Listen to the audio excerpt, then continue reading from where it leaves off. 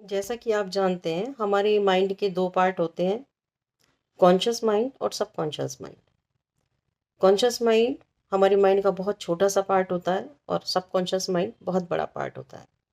जैसे आपने देखा होगा कि समुद्र में एक आइसलैंड होता है। आइसलैंड का जो पार्ट आपको ऊपर दिख रहा है वो बहुत छोटा सा होता है, लेकिन जो आप नहीं देख पा रहे हैं समुद्र के नीचे वो बहुत बड़ा पार्ट होता है। इसी तरह से हमारे माइंड के पार्ट जो जो दिख रहा है यानी कि वो छोटा सा कॉन्शियस माइंड है, और जो नीचे बहुत बड़ा है वो अनकॉन्शियस माइंड है। अनकॉन्शियस माइंड बड़ा क्यों है? क्योंकि जितनी भी हमारी कॉन्शियस माइंड की मेमोरी होती है या जो विचार होते हैं, जो इच्छाएं होती हैं, वो धीरे धीरे करके हमारे अनकॉन्शियस सबकॉन्शियस माइंड में चली जाती है। तो कॉन्शियस माइंड में क्या होता है, जैसे कि हमारे शरीर की जो पांच इंद्रियां होती हैं, वो पांच इंद्रियां जैसे आँख, नाक, कान, जिह्वा और हमारी स्किन, ये पांच इंद्रियां होती हैं। इस पांच इंद्रियों के द्वारा जो हम महसूस करते हैं, यानी कि जैसे हमने आंखों से अच्छा देखा, हम हमारे अंदर उसके लिए इच्छा जागृत हुई। हमने नाक से अच्छा खुशबू सूंघी, हमारे लिए उसके लिए इच्छा जागृत हुई। हमने जिब्या से कोई चीज़ टेस्ट की, हमारे लिए उसके लिए इच्छा जागृत हुई। तो वो जो इच्छाएं जागृत हुई, तो वो इच्छाएं जो जागृत हुई वो तो हमारे कॉन्शियस माइंड में है। लेकिन जब वो धीरे धीरे हम बार बार हमारे मन में इच्छा आएंगी, तीव्र इच्छाएं आएंगी और उसको फुलफिल करने के लिए हमारी और उसे कुछ कर उसके प्रयास करने का मन करेगा, तो जो बार बार वो चीज़ दोहराई जाएगी तो वो हमारे सबकॉन्शियस माइंड में चली जाएगी। तो फिर जब सब तो इसी तरह से हमारे सबकॉन्शियस माइंड में धीरे धीरे करके बहुत सारी चीज़ें उसमें इकट्ठा हो जाती हैं।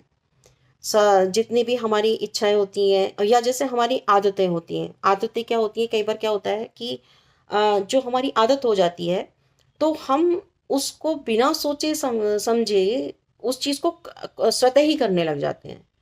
जैसे सपोज किसी को एक किसी उस पे जा रहे हैं, किसी रास्ते में जा रहे हैं, उस रास्ते को वो रोज निकल के जाता है इंसान, और वो रास्ते को जैसे निकल के जा रहा है तो उसके विचार जो हैं, उसका मन कहीं और लगा हुआ है, लेकिन फिर भी वो उस रास्ते पे चलता चला जा रहा है। तो वो क्या है? वो सबकॉन्शियस माइंड काम कर रहा है उसका, क्योंकि उसकी आदतें, तो आदतें हमेशा हमारी सबकॉन्शियस माइंड में चली जाती है। हमारी आदतें, हमारी इच्छाएं, ये सब हमारी सबकॉन्शियस माइंड में चली जाती हैं।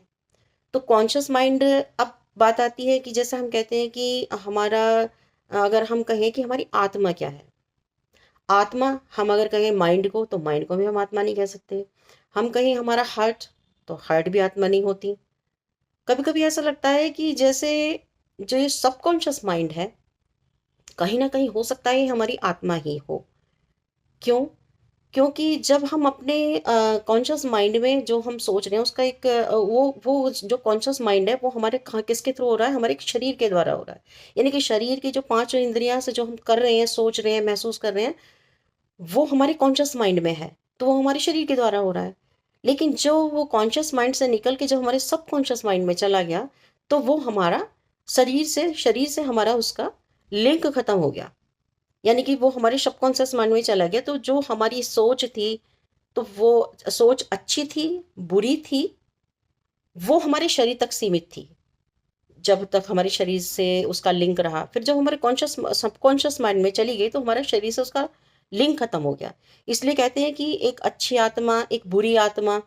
वो अच्छी आत्मा क्यों? क्योंकि हमारे शरीर की जो पांचों इंद्रियों ने जो जैसा सोचा, उसके द्वारा वो आत्मा अच्छी और बुरी बनी। इसलिए जो आदमी अच्छा सोचेगा, अच्छा सूंघेगा, अच्छा देखेगा, और उसके द्वारा जो वो अच्छी धारणाएं बनाएगा, तो उसी से हमारे सबकॉन्शियस माइंड की एक प्रिपरेशन होगी, एक सबकॉन्शियस माइंड तैयार होगा। तो वो हमारी अच्छी आत्माएं होंगी। लेकिन जिसका शरीर मतलब बुरे कामों में फंसा हुआ है, तो उसके जो शरीर के द्वारा जो एक्टिव क्रियाकलाप होंगे वो बुरे होंगे, या उनके मन में जो ख्याल आएंगे, जो देखेंगे, जो सूंघेंगे, जो जिह्वा से बोलेंगे, तो वो बुरे होंगे। तो वो उसके सबकॉन्शियस माइंड में छप जाएंगे, यानी कि उसकी बुरी आत्मा बन जाएगी वो। तो इसी तरह से उसका अच्छी आत्मा और बुरी आत्मा का एक उत्पन्न होती है, मतलब इस चीज से उसका उत्पत्ति होती है।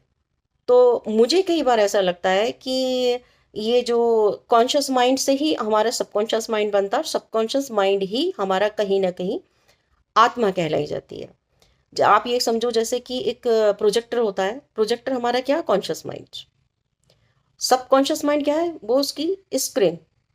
जिस पे वो प्रोजेक्टर अपनी स्क्रीन, इस पे उसको प्रोजेक्टर प्रोजेक्टर जो है अपने उसको चला रहा है सीन को, तो वो हमारी स्क्रीन पे दिख रहा है। यानी कि प्रोजेक्टर ने जब उस चीज को चलाया, बार बार चलाया, तो वो सबकॉन्शियस माइंड में छप गया। जो उसने अच्छा चलाया तो अच्छा छप गया, बुरा चलाया तो बुरा छप गया। तो वो हमारी जैसे उस शरीर ने उस इसको स्क्रीन को बना के उस पर छपाया सबकॉन्शियस माइंड में, तो वो उसकी उसी रूप की आत्मा तैयार हो गई। तो जब एक इंसान इस दुनिया से जाता है तो कहते हैं कि अच्छी आत्मा थी, अच्छी आत्मा थी, यानी कि उसने अपने जो शरीर से एक अच्छा स्क्रीन तैयार किया था वो उसकी सबकॉन्शियस माइंड में चली गई और वो अच्छी आत्मा बन गई। बुरा इंसान था, उस शरीर से उसने बुरा बुरा सोचा, बुरा किया, अपनी जो जो उसके क्रियाकलाप थे, जो शरीर के द्वारा जो किए गए थे उसके बुरे काम थे, तो उसके सबकॉन्शियस माइंड में बुरे कार्यों का एक वो हो गया, वो जमा बड़ा हो गया, यानी कि उसमें पूरे बुरे कार्यों से उसका एक सबकॉन्शियस माइंड बन गया, यानी कि बुरी आत्मा बन गई।